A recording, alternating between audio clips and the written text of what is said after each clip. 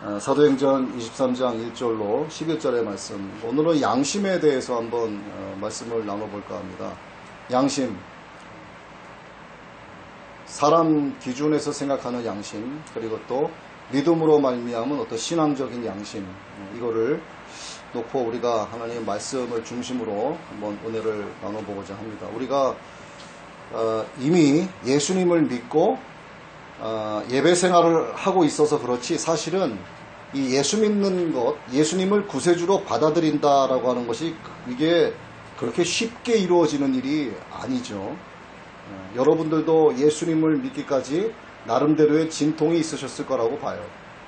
그래서 예수님을 우리가 주님이라고 부르고 주는 그리스도시요 살아계신 하나님의 아들이십니다 라고 고백하는 것은 정말 대단한 일입니다. 이게 우리는 늘 하니까 그렇지 이게 별거 아닌 일이 아닌 거예요. 오늘 우리가 하나님께 올려드리는 이 예배를 하나님께서 기쁘게 받아주시기를 정말 원합니다. 유대인은 하나님을 잘 믿는 백성이면 틀림이 없었어요. 그래서 그들은 성경을 주야로 묵상을 하긴 했습니다. 성경의 약속, 예언을 따라서 하루하루 살아가는 사람들이 맞았죠. 그렇게 그들은 겉보기에 정말 하나님의 선택받은 사람들처럼 그렇게 살았지만 정작 하나님께서 보내신 아들 예수를 받아들이는 일에는 매우 힘들어했습니다. 로마서 11장 8절 말씀 보면 기록된 바 하나님이 오늘까지 그들에게 혼미한 심령과 보지 못할 눈과 듣지 못할 귀를 주셨다 함과 같으니라. 이 말씀이 있죠. 우리가 이미 목요 찬양 예배 로마서 강해 설교에서 로마서 이 11장의 말씀을 갖고 은혜 나눈 바가 있습니다. 이 말씀만을 보더라도 우리가 정말 큰 진통 없이 조금씩은 있었겠지만 현재 예수님을 우리가 구세주로 영접했다. 그리고 하나님께 지금 예배를 올려드리고 있다. 이것은 예사로운 축복이 아닌 거예요. 여러분들이 그걸 아셔야 됩니다. 유대인들이 혼미한 심령과 보지 못할 눈과 듣지 못하는 귀 때문에 바울이 전하는 예수의 십자가 복음과 부활에 관한 메시지, 그들의 마음에 들어올 수가 없는 거죠. 마음이 혼미한 데에 들어올 수가 있겠습니까? 꽉 막혀 있었죠. 그러니 그들이 바울을 좋아할 리가 없습니다. 그 높은 학문을 가진 바울 네가, 아니 철저히 율법대로 살아왔다던 네가, 아니 세계 앞에서 떳떳한 하나님의 택함받은 선민 백성 우리가, 그리고 네가 어떻게 제정신이 아니고 예수를 믿냐 이거죠. 네가 대체 무슨 정신으로 이미 죽은 예수가 부활했다고 떠드느냐 이겁니다. 그 죽은 자를 메시아라고 네가 지금 말하고 있는 거냐? 그 바울이 그런 말을 못하도록 입을 치려고 하는 거예요. 얼마나 모욕적인 행동입니까? 그를 잡아다가 공회 재판에 회부한 것이 이제 오늘 본문의 말씀인 거죠. 유대인들은 이 종교적인 죄에 관해서는 아주 냉정하고 잔인했습니다. 이 바울이 뒤집어 쓴 제목이 몇 가지가 있는데 정리를 해보면 첫째 제목은 민족을 배반한 거예요. 민족주의가 강하죠. 민족주의가 강한 이 이스라엘 안에서는 민족을 배반했다라고 하는 이 죄 하나만으로 사형을 당합니다. 그들의 민족주의가 시오니즘이죠. 시오니즘은 고대 유대인들이 고국이었던 팔레스타인의 유대민족 국가를 건설하는 것을 목표로 한 유대민족주의 운동이 시오니즘이에요. 근데 이 시오니즘에 문제가 있는 겁니다. 이 문제를 보면은 너무나 극단적인 국수주의라 이거예요. 또 외국인에 대해서는 배척 사상을 갖고 있어요. 오직 자기네밖에 없는 거예요. 타 종교에 대한 배타적인 사고 구조, 다른 국가의 역사를 부정하는 태도, 또 유대인이다라고 하는 어떤 그 인종학적, 생물학적인 어떤 우월감이 아주 그대로 사로잡고 있었던 겁니다. 그러니 이 사도 바울이 하나님이 아닌 예수를 믿는다는 것에 대해서 극단적인 국수주의에다가 타 종교에 대한 배타적인 사고 구조를 가진 이 사람들 입장에서 도무지 용서가 안 되는 거예요. 또 사도 바울의 두 번째 제목을 정리해보면 율법을 무시한 겁니다. 이거는.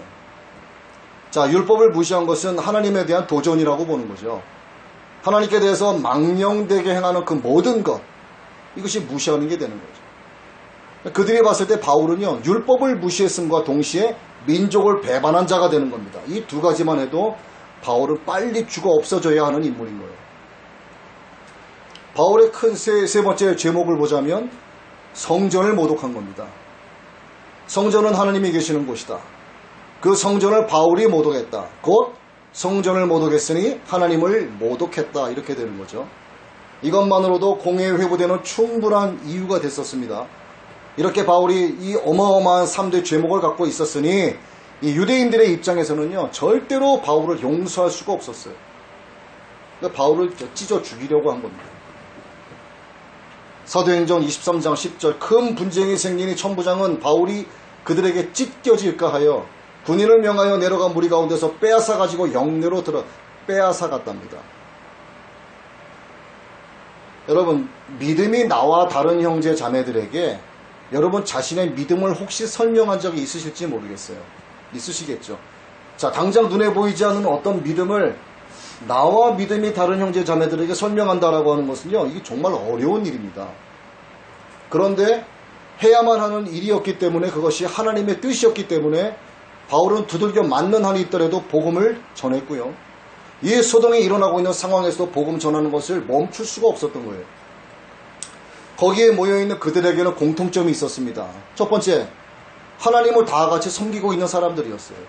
또 하나의 공통점은 혈통도 같고 율법도 같고 율법에 대한 열심도 같았어요. 이런 공통점이 딱 자리 잡고 있었는데, 그러나 다만 하나가 다른 게 뭐냐면 예수님에 대한 입장이 다를 뿐이었습니다. 그래서 그들은 이미 이 한 가지 다른 것을 내세워서 예수를 십자가에 못 박아 죽인 사람들이죠. 그리고 그 제자들을 처형시킨 기독교의 아주 핍박자들이었습니다. 그리고 오늘은 바울을 잡아 죽이기 위해서 이를 갈고 모여든 사람들이죠.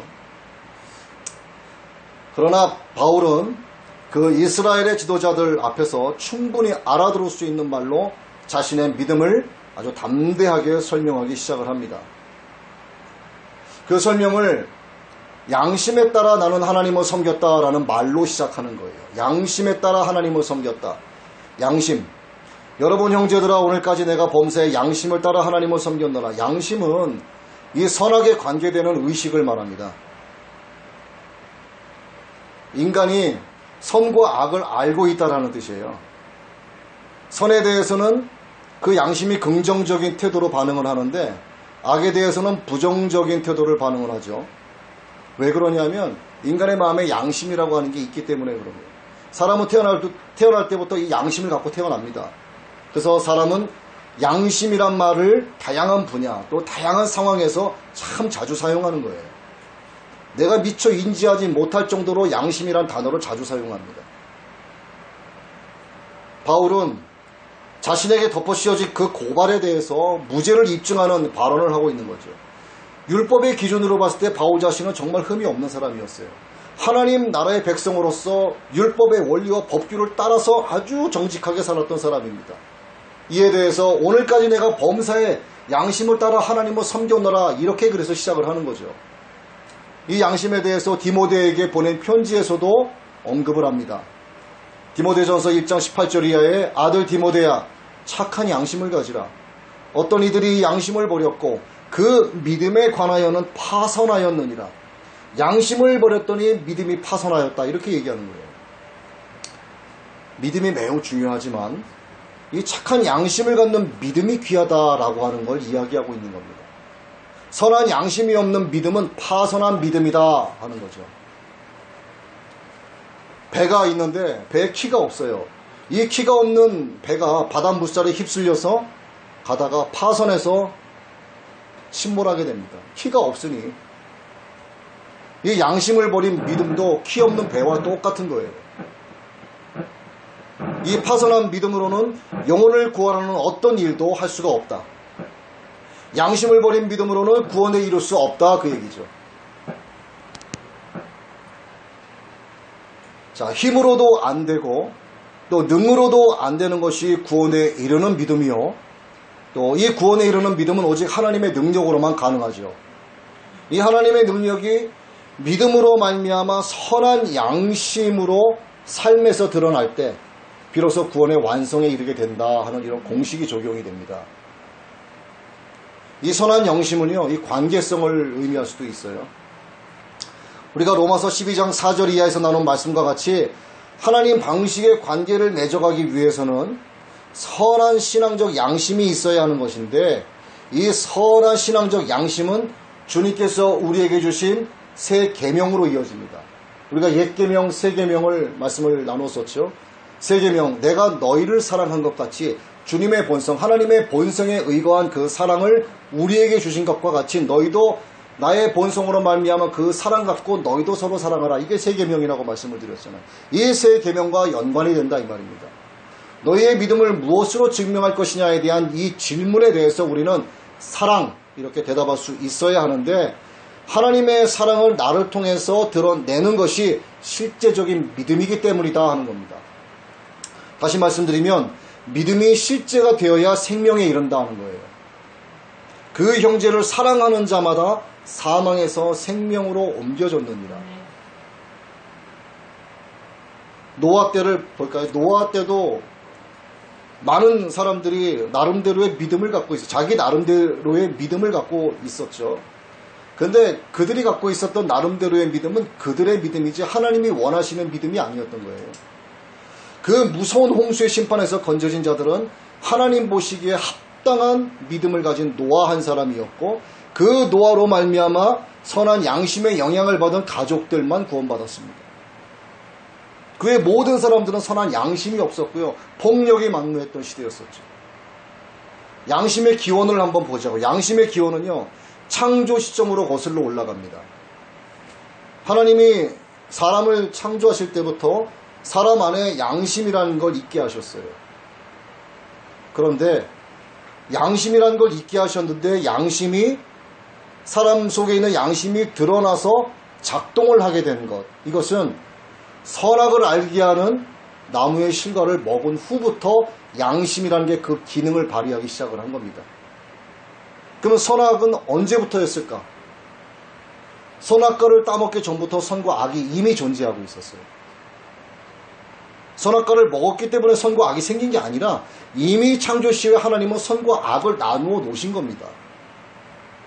양심은 그 선과 악을 감지하는 센서의 역할을 하는 거예요. 그들이 선악의 나무의 과실을 먹은 후에 자신들의 그 벌거벗은 부끄러움을 알게 됐고, 불순종이 죄다라고 하는 것을 인식하게 됐고, 그 인식이 두려움으로 이어지게 됐습니다. 양심의 기능이요, 최초로 나타난 증상인 거예요. 이에 그들의 눈이 밝아 자기들의 몸이 벗은 줄 알고 무화과 나무 잎을 엮고 치마를 하였더라. 그들이 날이 서늘할 때 동산에 거니시는 여호와 하나님의 음성을 듣고 아담과 그 아내가 여호와 하나님의 낯을 피하여 동산 나무 사이에 숨은지라. 하나님께서 사람 속에 양심을 두신 것은 악을 거절하고 선을 받아들이는 필터를 장착하신 거예요. 필터. 그래서 우리는 우리에게 닥친 이 세상의 수많은 일들을 놓고 갈등을 하고, 갈등에 의해서 선택한 것을 가지고 결국 그 선택에 대한 책임을 지는 후속 조치를 감당할 수밖에 없는 존재가 된 거예요. 걸러서 버려야 할 것들은 버려야 되는데, 이걸 들여보내면 그 양심이 고장이 난 겁니다. 말씀대로 말씀드리면 화인 맞은 양심이 된 거예요. 결과는 쓸모 없어져서 버려지게 됩니다. 그래서 양심이란 필터가 고장이 나면 안 되는 거예요. 고장 나는 데는 원인이 있겠죠. 우리가 정수기의 필터를 보더라도 그렇지 않습니까? 정기적으로 청소를 해줘야 되고, 멤브레인 같은 경우에는 갈아줘야 되는 거예요. 점검을 받아야 됩니다. 그렇지 않으면 때가 끼고요, 기름이 껴가지고 절대로 이 필터의 역할을, 기능을 제대로 하지 못하는 겁니다. 그러면 전체가 다 망가지게 되는 거예요. 이 더러운 찌꺼기들이 걸러지지 않고 그대로 안으로 흘러 들어가게 됩니다. 그럼 뭐가 되냐? 영적으로 보자면 내 혼이 오염이 되는 거예요. 그래서 양심이 제대로 된 기능을 발휘해야 한다 하는 겁니다. 양심은 하나님의 통치를 거절한 인간들이 있죠. 하나님의 통치를 거절한 인간들에게 있어서 하나님을 대표한다라고 볼 수 있는 게 양심인 거예요. 자, 인간의 혼은 영교, 하나님과 영적 교제를 가질 수 있는 영교, 그 다음에 직관, 하나님을 감지할 수 있는 영적 어떤 그 감각이라고 볼 수가 있죠. 세 번째는 바로 선과 악을 식별할 수 있는 양심입니다.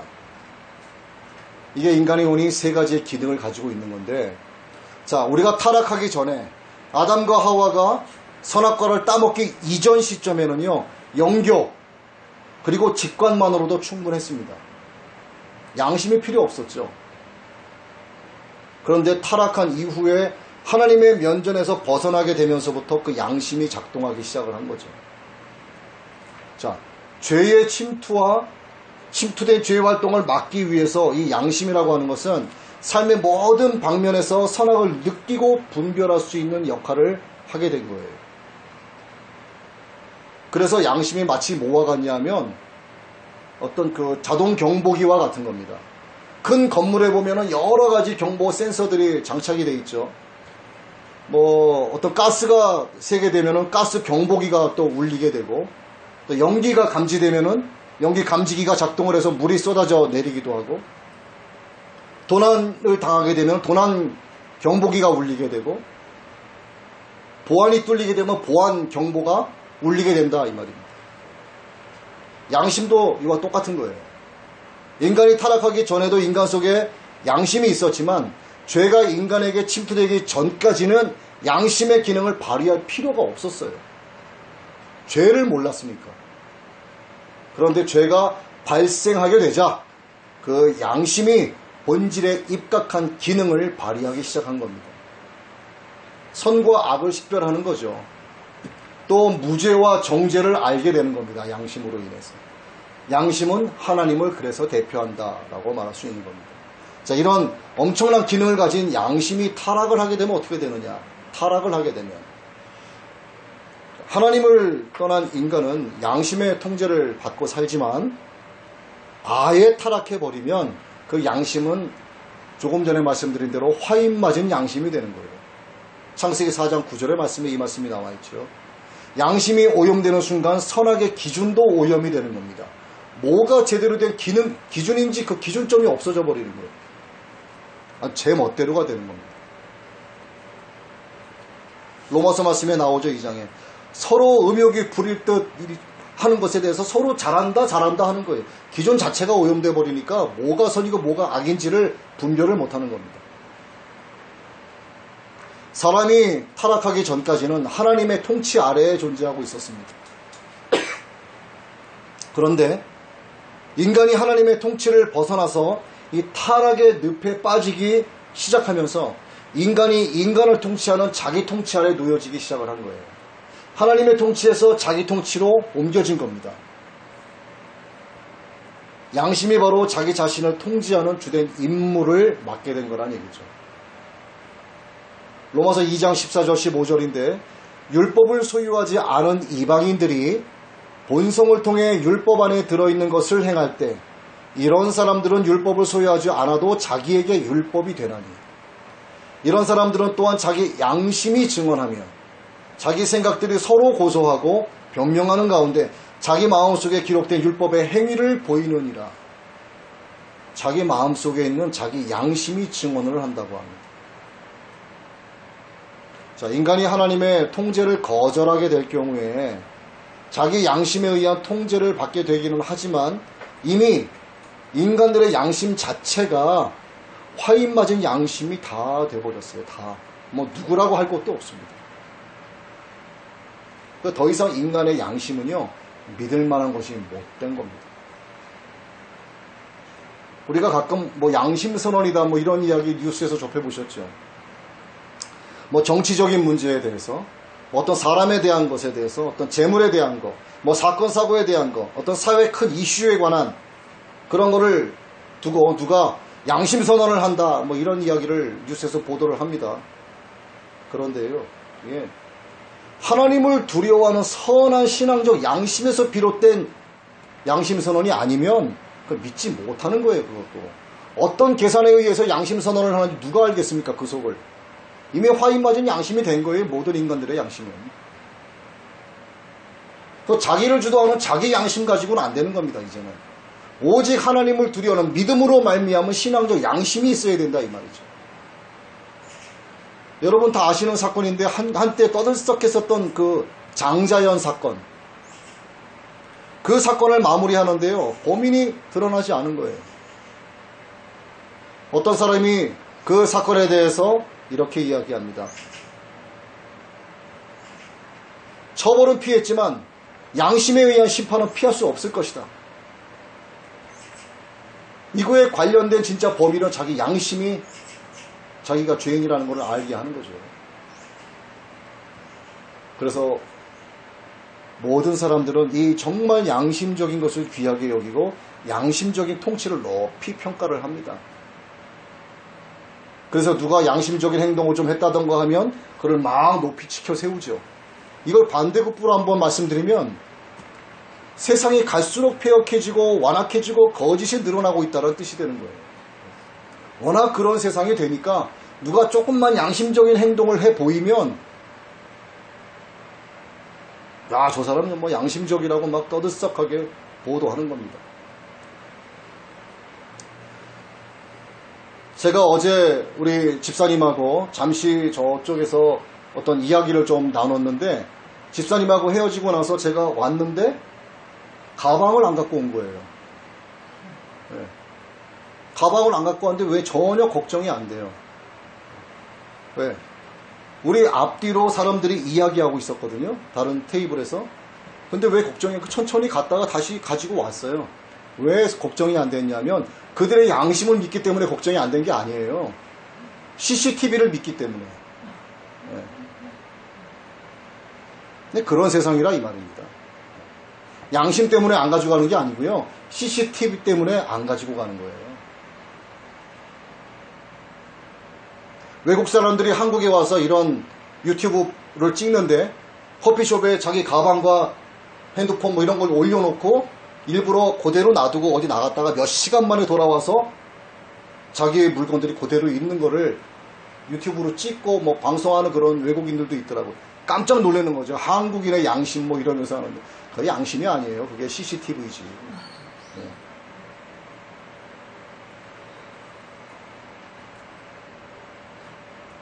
그래서 인간을 정말 믿음으로 말미암은 신앙적인 선한 양심으로 회복시켜야 할 필요성이 바로 여기에 있는 겁니다. 회복이 뭡니까? 하나님의 속성 중에 하나가 회복이에요. 하나님은 회복시키시는 분입니다. 회복은 오직 하나님께로 돌아오는 데 있어요. 세상 그 어떤 것도요, 이 화인 맞은 양심을 두고 잘못됐다 말할 자격이 없습니다. 누가 떳떳하게 그거 말할 수 있겠어요? 세상에 선한 것이 아무것도 없는데 누가 누구에게 뭐라고 감히 말 못합니다. 예수님께서 하신 말씀과 같은 거예요. 너희 중에 죄 없는 놈이 돌을 던지라 이겁니다. 누가 돌을 던졌습니까? 그래서 선한 양심으로 회복되기 위한 유일한 길이 뭐냐? 오직 하나님의 말씀으로 진단받고 회개함으로 회복되어서 회복된 것을 성령의 충만함으로 유지시키는 것밖에 없는 거예요. 성령으로 충만하지 않으면 사람의 생각이 하나님의 뜻을 앞서 나가기 시작을 합니다. 더 문제는 뭐냐면 내가 하나님의 생각을 앞서 나가고 있다가 그런 것 저조차를 인지하지 못하는 거예요. 내 생각이 마치 하나님의 생각인 양 착각하는 겁니다. 그리고 이것을 자꾸 정당화하려고 하고 자꾸 합리화시키려고 하는 거예요. 그래서 오직 성령으로 충만해야 한다는 거죠. 너희가 믿을 때에 성령을 받았느냐? 이것이 하나님의 통치 아래로 복귀하는 유일한 방법인 거예요.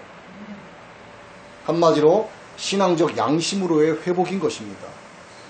이 신앙적 양심은 자기 통치에서 하나님의 통치 아래로 들어가는 거라고 말씀을 드렸죠.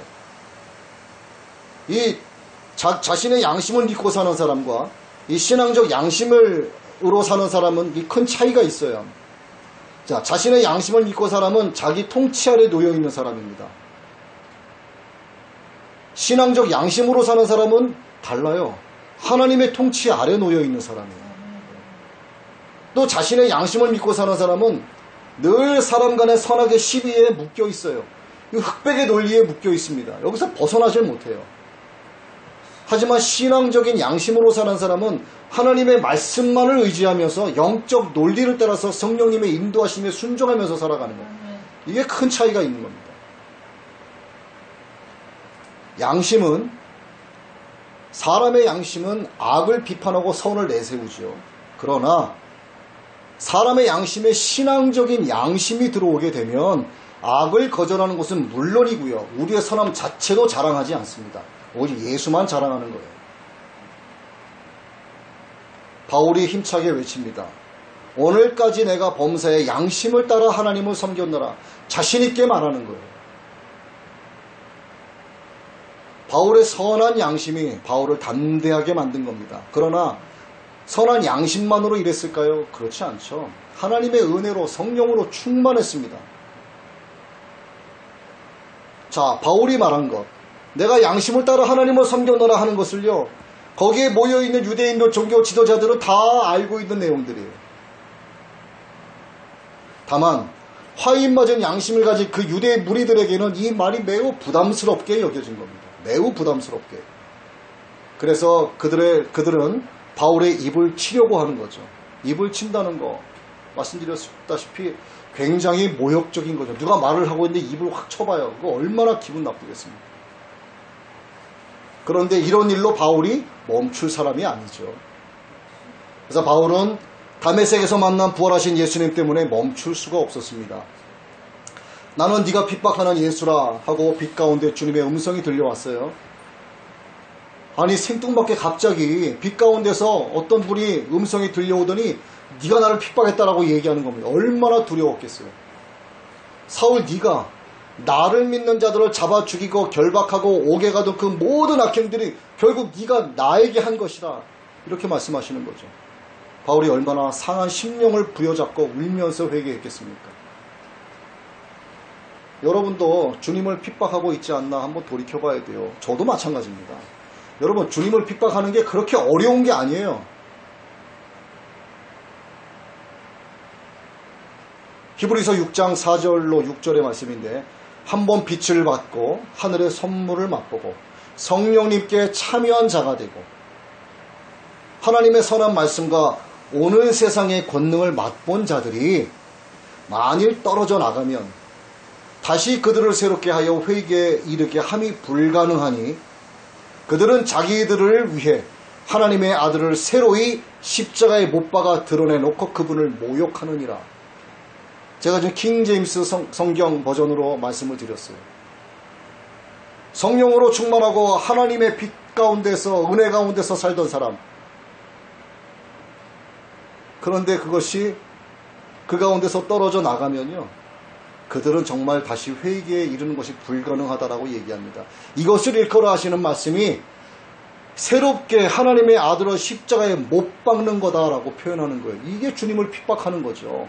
그래서 여러분, 그러지 않기 위해서는 성령으로 충만해야 됩니다. 네. 신앙생활 아무리 오래 하면 뭐 하겠어요.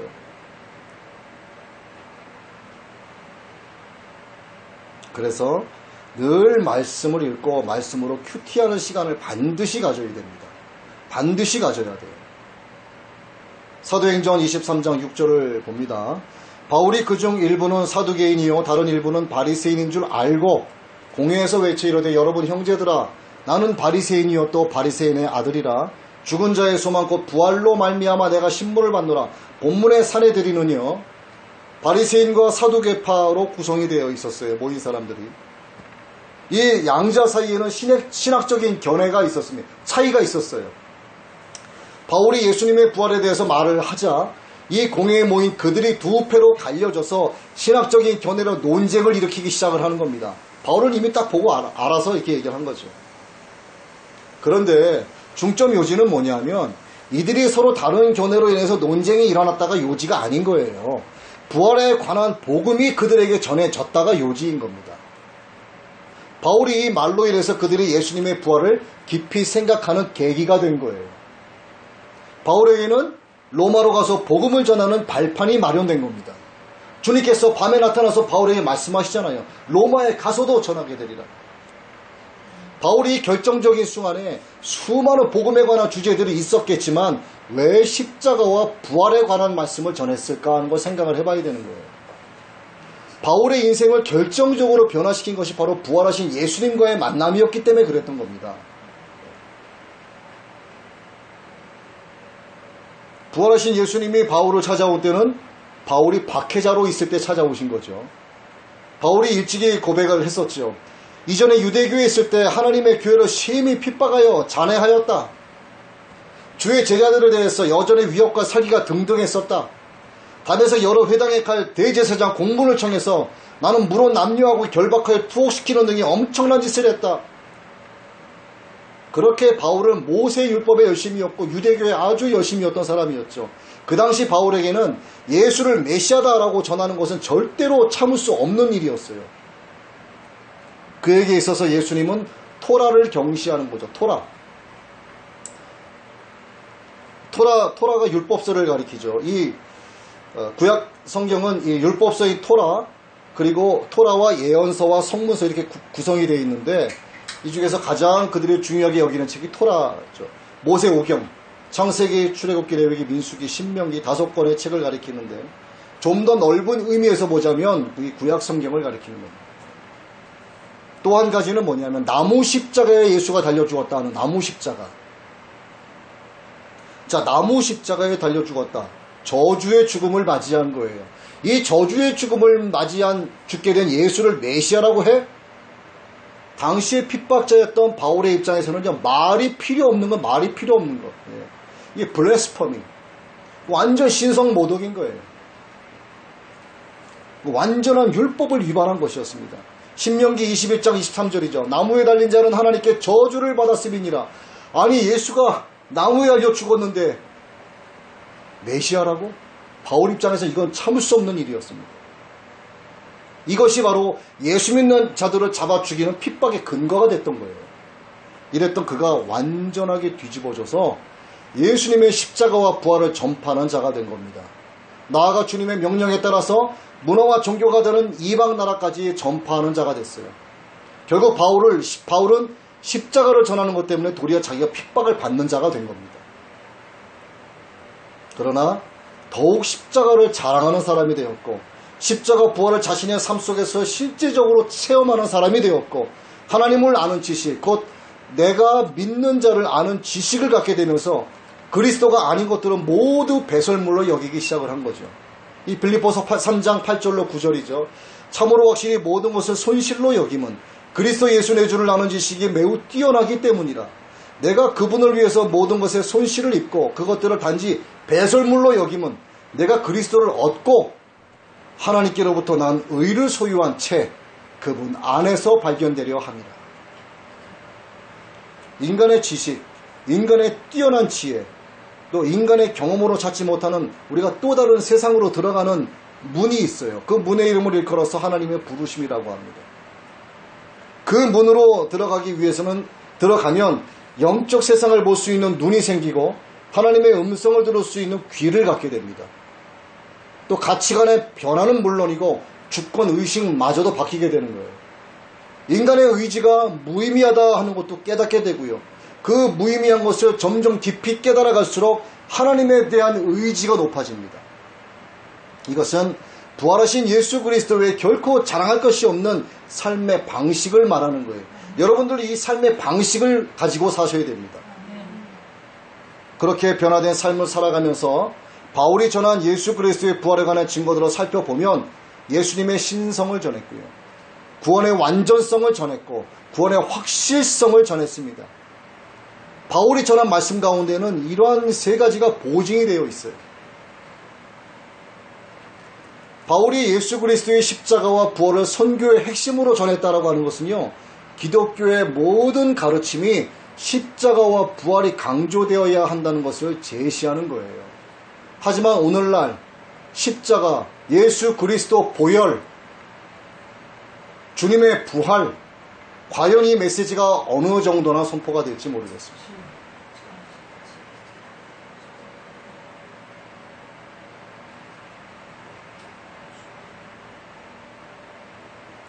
이렇게 바울은 자신이 만난 부활하신 주님을 정말 양심껏 증언했습니다.